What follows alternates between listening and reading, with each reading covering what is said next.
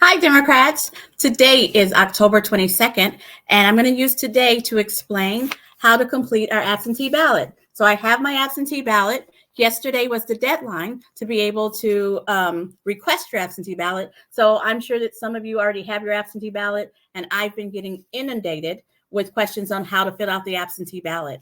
So here we go. So here's my envelope, and there's a lot of stuff hanging out in this envelope. So I live in Tulsa, so I have two ballots. I have my general, and then I have one for mayor. I have several envelopes, and then I have a bunch of instruction little slats in here to tell you how to do it, but it can get incredibly confusing. So I'm just going to go piece by piece and talk about how to fill this out. So first, let's start with this one because all over the state, people have this ballot. And this is the ballot that has our presidential candidates on it.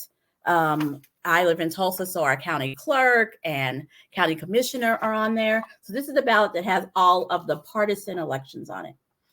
And on the back, there's a lot of stuff to vote for, are all of the judges and our two state questions, right? So there's a lot of stuff to vote for.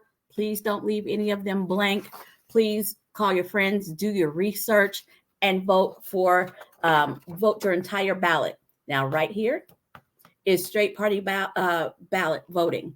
You know, you can color it in and vote for all the people of a certain affiliation. Leave this blank.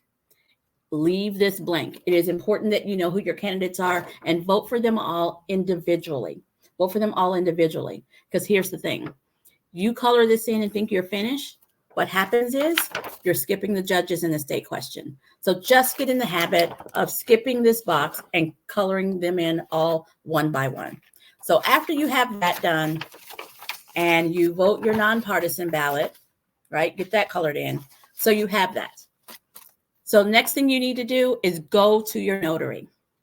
Now, if you don't have a friend who's a notary and you don't know what your county party is doing with regards to notary, it's really simple. You can go to your bank, wherever you bank, they will notarize it, or the tag agency, they will notarize it.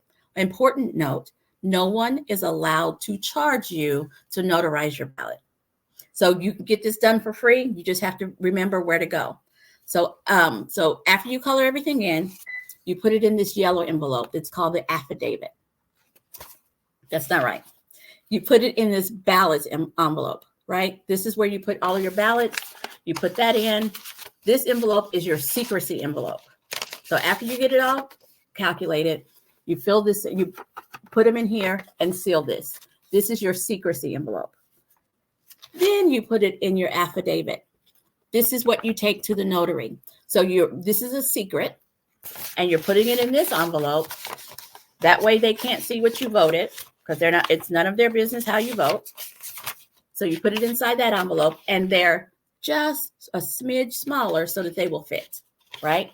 Don't fill this out until you're in front of a notary. Don't fill any of this out until you're in front of a notary. But once you get in front of a notary, do not skip this part.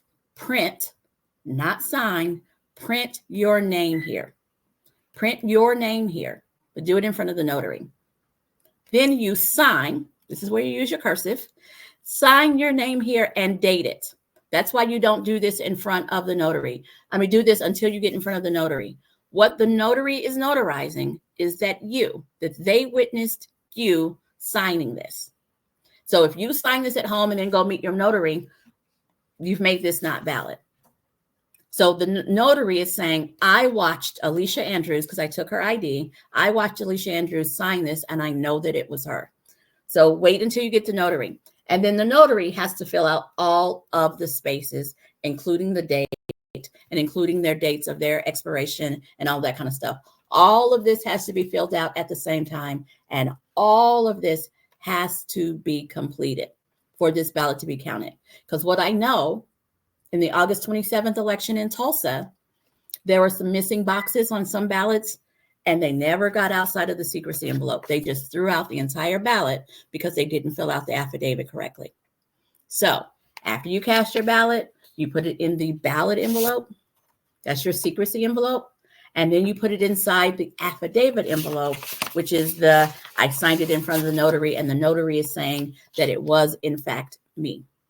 Okay, so you put it inside that envelope. And then after the notary signs it, and before you leave the notary, check and make sure that you have all of the spaces filled out.